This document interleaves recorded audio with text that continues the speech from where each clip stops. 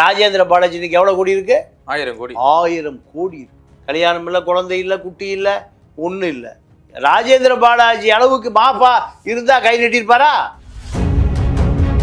உள்ளா போட்ட ஜவாப்பு செல்லாது போன் ஜவாப்புன்னு அவர் இப்போ திமுக முஸ்லீம் வாக்கை உடைக்கணும்.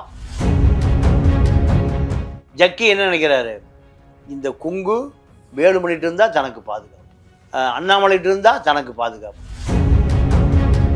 நம்ம ராஜேந்திர பாலாஜியை அதிமுக தரப்புல இருந்து பார்த்தா நியாயம் தானே. நான் எம்ஜிஆர் போட்டா போஸ்டரும் ஜெயலலிதா போஸ்டரும் தான் பாஸா ஒட்டியிருக்கேன், மாபா ஒட்டியிருக்காரா? எவ்வளோ பெரிய தகுதி பார்த்தீங்களா? இல்லையா, இப்படியே போனா தெற்க ஒரு பக்கம் நீ எடுத்துக்க, வடக்க ஒரு பக்கம் நீ எடுத்துக்க, இங்கிட்டு கிழக்க ஒரு பக்கம் எடுத்துக்க, அப்படித்தானே கட்சி பிரியும். எப்படியாவது விஜய்க்கு எத்தனை 1000 கோடியாவது கொடுத்து விஜயை கூட்டணி சேர்த்து முதலமைச்சர் நாற்காலியை கைப்பற்றிட்டா சாட்டையை எடுப்பார்.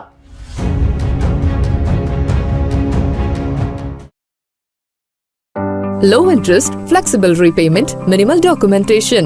Repco Home Loans. தங்கம், வைரம், வெள்ளி தள்ளுபடி திருவிழா. தங்க நகைகள் சேதாரம் 1% குறைவு, வைர நகைகள் கேரட்டுக்கு 5000 குறைவு. உங்க லலிதால விலையை கம்பேர் பண்ணுங்க, எங்க கம்மியோ அங்க வாங்குங்க. கருப்பை புற்றுநோய் குறித்த சந்தேகங்களுக்கான தங்கம் ஹோப்பை இலவசமாய் அணுகுங்கள். கிங் டிவி நேயர்களுக்கு வணக்கம். இன்றைய சிறப்பு நேர்காணலில் நம்முடைய இணைந்திருக்கும் சிறப்பு விருந்தினர் மூத்த பத்திரிகையாளர் திரு தமிழா பாண்டியன் அவர்கள். ஐயா வணக்கம். வணக்கம். அதிமுக என்னதான் நடக்குது? ஏற்கனவே பாத்தீங்கன்னா அத்திக்கடவு அவிநாசி திட்டத்துக்கு அதுல பாத்தீங்கன்னா பாராட்டு விழாவில் முன்னாள் முதல்வர் ஜெயலலிதா போட்டார்ல, எம்ஜிஆர் போட்டார்னு சொல்லி போர்க்கொடி தூக்குனார் செங்கோட்டையன்.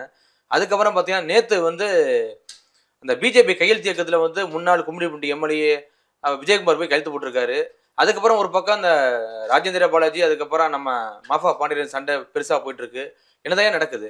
இல்லை, அதிமுகவை பொறுத்தவரை இப்போ எடப்பாடியினுடைய கட்டுப்பாட்டுக்குள் முழுமையாக இல்லை. கட்சியே இல்லை. கட்சி இல்லை, தலைவர்களும் இல்லை. ஆமாம். அது என்ன காரணம்னா, ஜெயலலிதாவை போல எம்ஜிஆரை போல எடப்பாடி இன்னும் உருவாகவில்லை. ஏன்னா எம்ஜிஆர் சுயம்பாக அதிமுகவை உருவாக்கிய பொழுது அத்தனை பேருமே எம்ஜிஆருடைய தலைமையை ஏற்றுக்கொண்டார். ஆமாம். எம்ஜிஆர் எதிர்த்து பேசவே மாட்டாங்க. எம்ஜிஆர் சொன்னதுக்கு மறு பேச்சே இல்லை.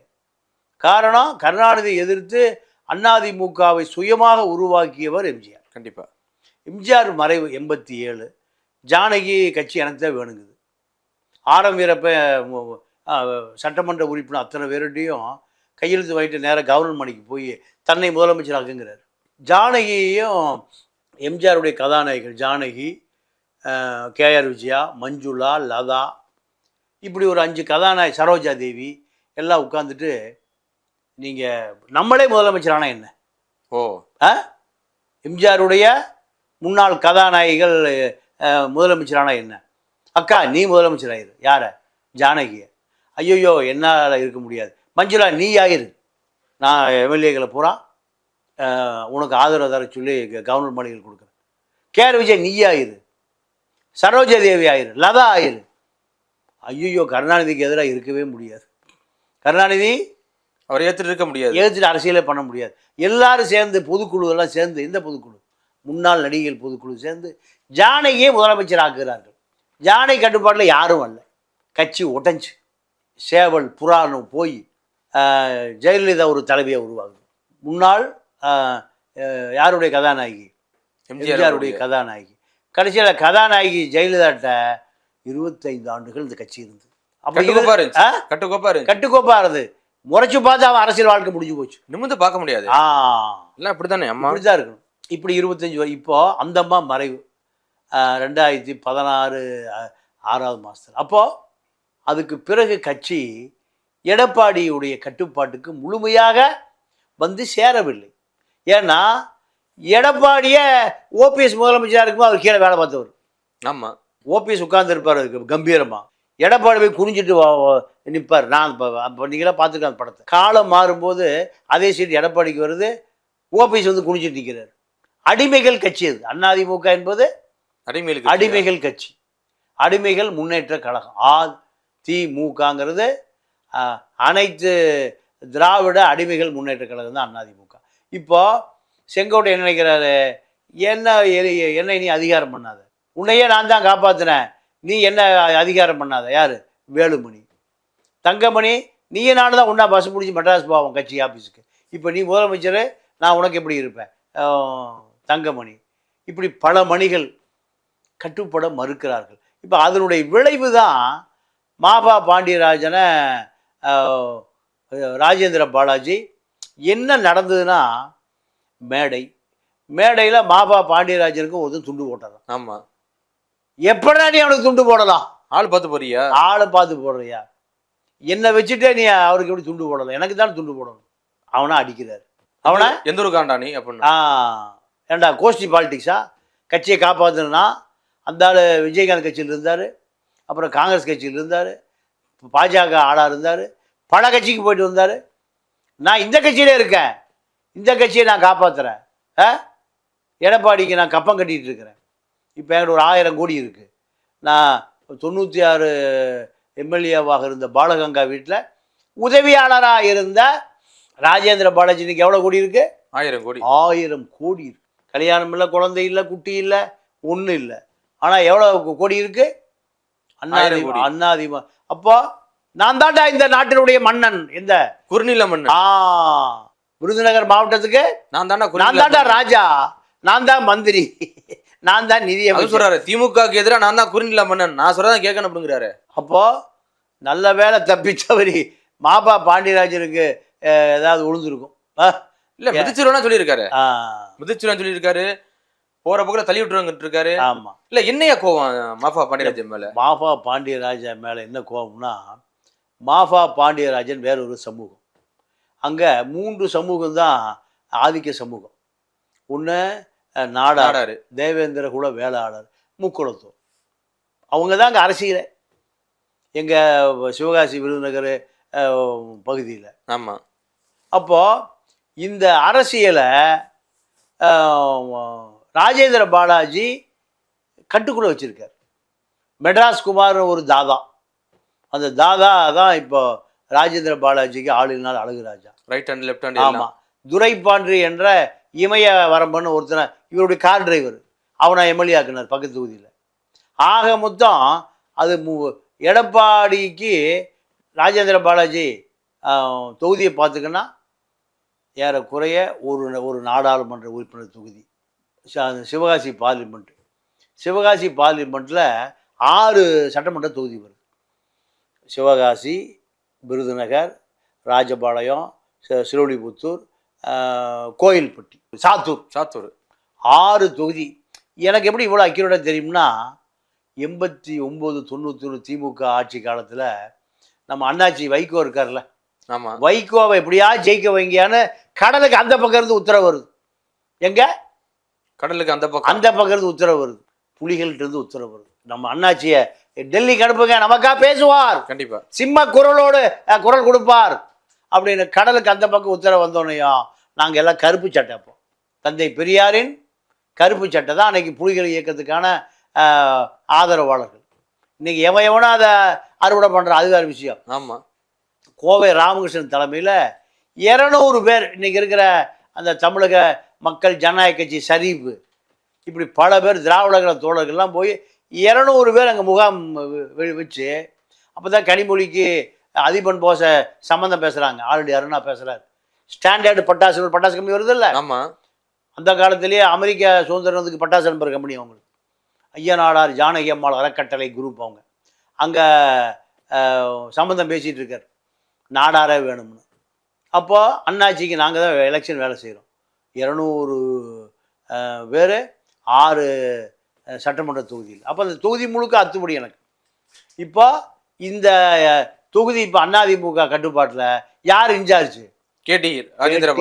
ராஜேந்திர பாலாஜி தான் 6 சட்டமன்ற தொகுதிக்கு ஒரு நாடாளுமன்ற உறுப்பினருக்கு அவர் தான் குறுநில மன்னர். அதை பட்டா போட்டு பிரிச்சாச்சு இல்லையா? இப்போ ஒரே மேடையில் ஒரே கட்சிக்காரு மூத்த முன்னாள் அமைச்சர் வேற ஒரே மேடையில் வச்சுட்டு அசிங்கம் பார்த்து நல்லா இருக்கா அப்படியா? அவர் என்ன சொல்றாரு, எல்லா மாலைகளும் எனக்குத்தான் விழ வேண்டாம். கல்யாண வீட்டுக்கு போனாலும் என் மேலே தான் விழுகணும். இன்னொரு வீட்டுக்கு, என்ன வீடு? கருமாதி வீட்டுக்கு போனாலும் என்ன விட்டுட்டு ஏன்டா அவருக்கு போய் மாலை போடுற? அவனை அங்கேயே அடி, அங்கேயே உத. எடப்பாடி இதெல்லாம் பார்த்துட்டு என்ன வைக்கிறார், நான் எதையுமே கேட்க முடியாது, எதையுமே இன்னைக்கு போய் கம்ப்ளைண்ட் கொடுத்துருக்காரு ஆ, மாஃபா பாண்டியராஜன் டேரக்டா எடப்பாடி அவர்களை பார்த்து. ஆமாம். அப்போ என்ன சொல்கிறாரு எடப்பாடி, இந்த ராஜேந்திர பாலாஜிகளால் தான் அவர் எடப்பாடி பாலாஜியே இருக்க முடியும். கட்சி தலைவரா இருக்க கட்சி முடியுது, தலைவரா பொதுச் இருக்க செயலாளரா இருக்க முடியுது. ஏன்னா ஒரு 5 கோடி செலவு பண்ணு, 10 கோடி செலவு பண்ணு, திமுகவை எதிர்த்து அரசியல் பண்ணக்கூடிய அதிகாரத்தை, அங்கீகாரத்தை ஒவ்வொரு மாவட்ட முன்னாள் மந்திரிகளுக்கு எடப்பாடி கொடுத்துட்டார். இல்லையா, இப்படியே போனா தெற்க ஒரு பக்கம் நீ எடுத்துக்க, வடக்க ஒரு பக்கம் நீ எடுத்துக்க, இங்கிட்டு கிழக்க ஒரு பக்கம் எடுத்துக்க, அப்படித்தானே கட்சி பிரிக்கும். யாரும் கட்சி ஒன்றிணைந்து செயல்பட முடியாது. இல்லை இல்லை, அதாவது ஆ.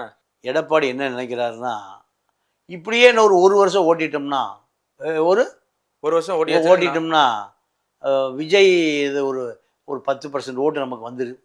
விஜயுடைய இப்படி கூட்டணிக்கு வருவாங்களா? எல்லாம் முடிவாகி போச்சு. அவரு குல்லாக்குள்ளா வச்சு போய் அல்லாவுக்கு போய் குல்லா போட்ட ஜவாப்பு செல்லாது போன் ஜவாப்புன்னு அவர் இப்போ திமுகவுடைய முஸ்லீம் வாக்கை உடைக்கணும். முஸ்லீம் வாக்கு முழுக்க அதிமுகட்ட இல்லை, பிஜேபி பக்கம் போகாது. எங்கே மொத்தமாக இருக்கு? திமுகட்ட அப்படியே இருக்கு. அதை உடைக்கக்கூடிய வலுவை எடப்பாடி இழந்துட்டார். ஏன்? அவர் மோடி கூட கொஞ்ச நாள் இருந்ததுனால இந்த சிறுபான்மை மக்கள் பூரா அவர் சந்தேகத்தோடு பார்க்குறார். எப்போ வேணாலும் பெல்ட் அடிச்சிருவார். எங்கே? தாமரை பக்கம். அதனால் பாதி பேர் தாமரை பக்கம் தான் இன்னும் இருக்கான், இன்னும் அதிமுக பக்கம் வரல. பாதி பேர் எங்கே இருக்கான்? தாமரை பக்கம் தான். தாமரை இருந்து உடைச்சிட்டு கூட்டணி வெளியே வந்தாச்சியா? இன்னமா கூட்டணி இருக்கு எங்க? இப்படி சந்தேகத்தில் இருக்கான் பாதி அதிமுக பாஜக. ஏன்னா இப்போ ராஜேந்திர பாலாஜி என்ன சொன்னார்? மோடிதாயா எங்க டாடின்னு சொல்றாரு. ஆனா இன்னொரு வார்த்தை சொல்றாரு, தனியார் தொலைக்காட்சிக்கு பேட்டி கொடுக்கும் சொன்னாரு நேத்து, அம்மா இருந்தா அந்த பிரச்சனை வந்திருக்காது அப்படின்னு ஒரு வார்த்தை சொல்றாரு. அப்ப என்ன அர்த்தம்? இல்ல, அம்மா இருந்தா இந்த பிரச்சனை வந்திருக்காது. பிஜேபிக்கு கூட்டணி வச்சிருக்காது. எடப்பாடி போய் பிஜேபி சரண்டர் ஆக வேண்டிய அவசியம் இருக்காது. கண்டிப்பா. ஏன்னா அப்ப தலைமை தகுதி இல்லாத தலைமை தானே சொல்றாரு. இல்ல, தகுதி இல்லாத தலைமையாக இருந்தாலும் வேற ஒரு எடப்பாடி அங்க காணமே. ஆமா, நீங்க ஸ்டாலின் இல்லைன்னா இன்னொரு ஸ்டாலின் இருக்கார், குட்டி ஸ்டாலின் இருக்கார். நேரு உட்பட எல்லாம் அவர் கட்டுப்பாட்டுக்கு வந்துடுவாங்க. இல்லைன்னா கனிமொழி வீட்டுக்கு போயிடுவாங்க. கனிமொழிக்கு என்ன அடையாளம்? கலைஞருடைய மகள். இப்படி அடையாளம் இன்னும் கட்டாகாம இருக்கு. எங்க? திமுகவில். அதிமுகவில் என்னாச்சு? அடையாளம் தோழினாங்க சசிகலா.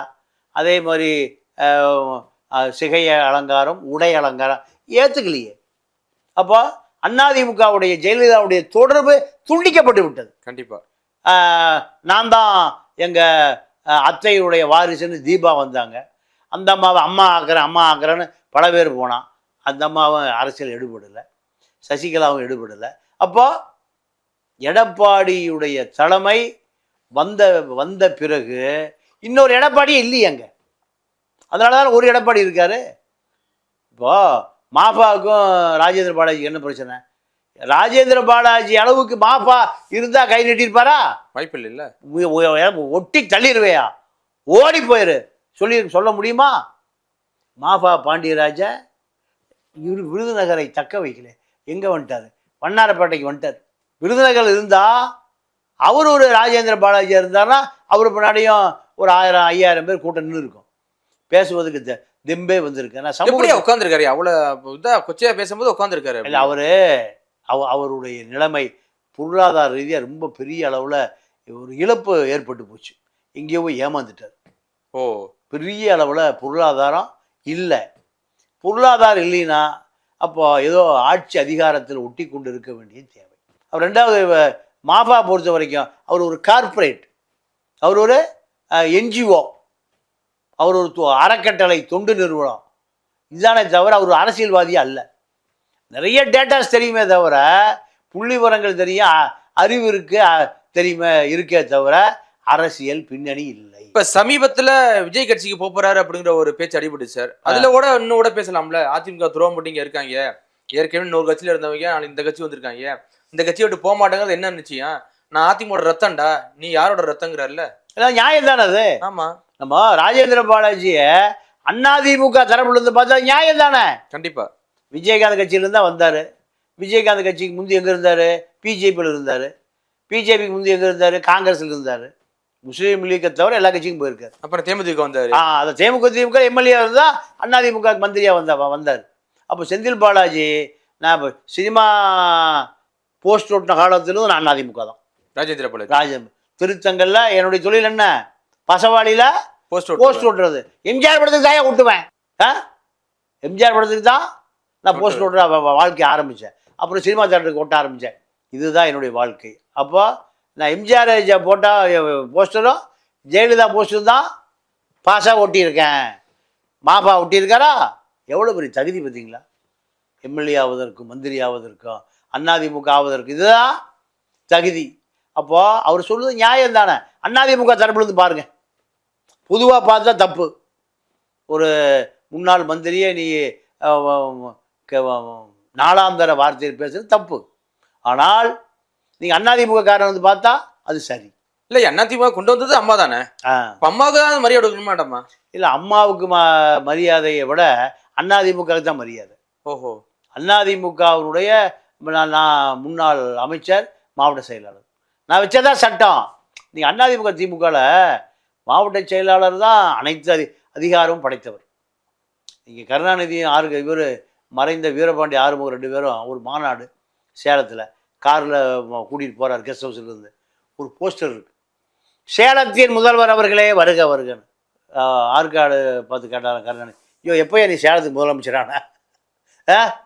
தலைவரை நீங்கள் தமிழ்நாட்டுக்கு முதலமைச்சர், நான் சேலத்துக்கு முதலமைச்சர் தலைவரை, தொண்டர்லாம் விரும்புகிறான் தலைவரை அப்படின்னாரு. அதுபோல் அவர் விருதுநகருக்கு முதலமைச்சர், சிவகாசிக்கு முதலமைச்சர். அப்படி தான் அரசியல் இருக்கு இல்லையா? ஒரு பக்கம் பார்த்தீங்கன்னா இப்போ இந்த சமீபத்தில் நடந்த மகா சிவராத்திரி விழாவில் அமித்ஷா போய் தனியாக வேலுமணி சந்திச்சு பேசியிருக்காரு. இங்கிட்ட ஒரு பக்கம் செங்கோட்டையன் எதிர்பார்க்கிறாரு, இங்கிட்ட ஒரு பக்கம் மாஃபாவுக்கு இப்போ ராஜேந்திர பாலாஜி பிரச்சனை போயிட்டு இருக்கு. அப்போ எடப்பாடி அவர்களுடைய கண்ட்ரோல் இல்லையா? எப்படியா அந்த எஸ்பி வேலுமணி அவர்களும் அமித்ஷா பேசின பிரச்சனை இதுவரை வெளியில இல்லையா? இல்லை, அதாவது அமித்ஷா ஜக்கி வேலுமணி பேசியதனுடைய விளைவு தான் செந்தில் பாலாஜி வீட்டை ரெய்டு. Okay okay. செந்தில் பாலாஜியினுடைய டாஸ்மார்க் நிறுவனங்கள் பூரா ரெய்டு, அவருடைய இபி கான்ட்ராக்டர் ரெய்டு, அவருக்கு மது சப்ளை செய்கிற ஜெகத்தரிச்சக ரெய்டு. இதெல்லாமே வேலுமணி அமித்ஷா ஜக்கி பேசுவதனுடைய விளைவு தான். நீங்கள் எங்கள் கொங்கு பெல்ட்டில் என்னால் அரசியலே பண்ண முடியல. நீங்கள் அதிமுக அரசியல் பண்ண முடியல, பிஜேபி அரசியல் பண்ண முடியல. அப்போது செந்தில் பாலாஜியை தட்டி வைங்க. இதுதான் அங்கே நடந்த ஆலோசனை. அந்த ஆலோசனை எடப்பாடி சொல்லி தான் வேலுமணி பேசியிருப்பாரு. எடப்பாடி சொல்லலை, வேலுமணி தனியாக பேசியிருக்காரு. ஏன்னா எடப்பாடி தன்னை மதிக்கிறோம்னா நான் கொங்கு பெல்ட்டில் ஸ்ட்ராங்காக இருக்கணும். Okay okay. கொங்கு பெல்ட்டில் 6 நாடாளுமன்ற தொகுதி, கோவை, திருப்பூர், பொள்ளாச்சி, நீலகிரி, இப்படி ஒரு 4, 5, 6 தொகுதி இருக்குது. அதில் 5030 ஒரு எம்பி தொகுதிக்கு 6 எம்எல்ஏ, 30 எம்எல்ஏக்களை நான் கட்டுப்பாட்டில் வைக்கணும்னு முயற்சி பண்ணுறேன். வச்சா எடப்பாடி எனக்கு பயப்படுவார், பிஜேபியோட கூட்டணி சொன்னால் நான் சொன்னால் கேட்பார். அப்போ அதை செந்தில் பாலாஜி உடைக்கிறார். செந்தில் பாலாஜி வந்த பிறகு இந்த கொங்கு பெல்ட் முழுக்க அவர் கண்ட்ரோலுக்கு போயிடுச்சு. அண்ணாமலை என்ன சொல்கிறாரு அமித்ஷாட்ட, 5 தொகுதிங்க சாலிடாக ஜெயிக்குங்க, பிஜேபி ஜெயிக்கும். ஏன்னா பழைய கோயம்புத்தூரில் சிபி ராதாகிருஷ்ணன் இப்போ மகாராஷ்டிரா கவர்னர் ஜெயிச்ச தொகுதி அது. திருப்பூர் ஜெயிக்கும், கோவை ஜெயிக்கும், பொள்ளாச்சி, நீலகிரி, ஈரோடு எல்லாம் 5 தொகுதி ஜெயிக்கும். தமிழ்நாட்டில் 10 எம்பி பிஜேபிக்கு நான் கொடுத்து தர்றேன். யார் சொல்கிறான்? அண்ணாமலையா? அண்ணாமலை சொன்னது பழைய கதையை சொல்கிறேன். நாடாளுமன்ற தேர்தலுக்கு முன்பு எல்லாத்தையும் ஒன்றும் இல்லாமல் போச்சு. என்ன காரணம் கேட்டிங்கன்னா செந்தில் பாலாஜி எல்லாரும் கையை காமிக்கிறது. நானும் கொங்கு தானே. யார் சொல்கிறா? செந்தில் பாலாஜி. அண்ணாமலையும் கொங்கு, வேலுமணியும் கொங்கு, நானும் கொங்கு தானே. யார்? செந்தில் பாலாஜி. எந்த கொங்கு அடிக்குதுன்னு பார்ப்போம். அப்போது செந்தில் பாலாஜி ஒன்றுமே பண்ண முடியல, திமுகவை ஒன்றுமே பண்ண முடியல. 40க்கு 40 அடிக்குது. ஒரு 10வது பிஜேபிக்கு அதிமுக கூட்டணி வரும்னு அமித்ஷா மிக மிக நம்புறாரு. இந்த 10 வந்திருந்துன்னா நாயுடு நிதிஷ்குமாரையும் தொங்க வேண்டியதில்லை. அப்போது இந்த கொங்கு அரசியலை எப்படியாவது செந்தில் பாலாஜி மீண்டும் ஜெயிலுக்கு அனுப்பணும், இடி அனுப்பணும், என்ஃபோர்ஸ்மெண்ட் அனுப்பணும், ஐடி அனுப்பணும், எல்லாத்தையும் அனுப்பணும். இதுக்கான ஆலோசனை தான் அமித்ஷா வேலுமணி அமித்ஷா, பேச்சு. வேலுமணி, ஜக்கி என்ன நினைக்கிறாரு, இந்த குங்கு வேலுமணிட்டு இருந்தால் தனக்கு பாதுகாப்பு, அண்ணாமலைட்டு இருந்தால் தனக்கு பாதுகாப்பு, 2 பேரும் இல்லாமல் திமுகட்ட வந்தால் புல்டஸோட வந்துடுவானுங்க. ஆமா, அல்ல அண்ணாமலையும் ஒரு வார்த்தை விட்டுருக்காரு ஐயா.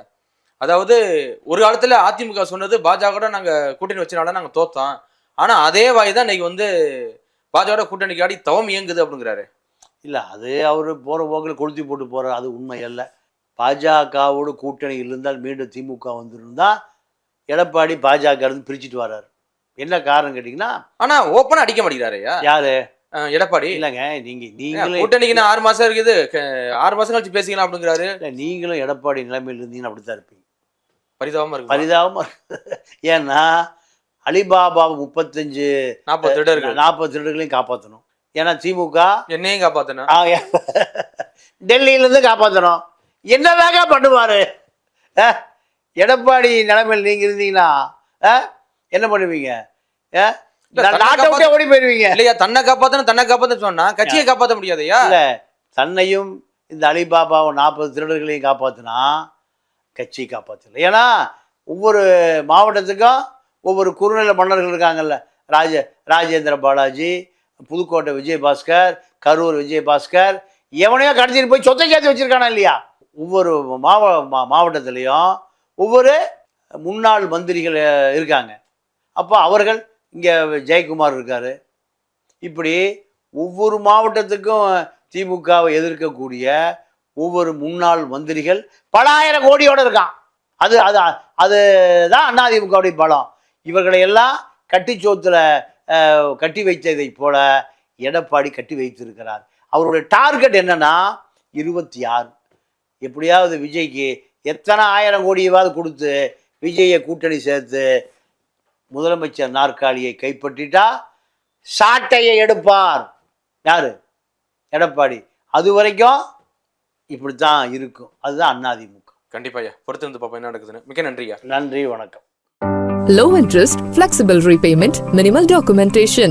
Repco Home Loans. தங்கம், வைரம், வெள்ளி தள்ளுபடி திருவிழா. தங்க நகைகள் சேதாரம் 1% குறைவு, வைர நகைகள் கேரட்டுக்கு 5000 குறைவு. உங்க லலிதால விலையை கம்பேர் பண்ணுங்க, எங்க கம்மியோ அங்க வாங்குங்க. கருப்பை புற்றுநோய் குறித்த சந்தேகங்களுக்கான தங்கம் ஹோப்பை இலவசமாய் அணுகுங்கள்.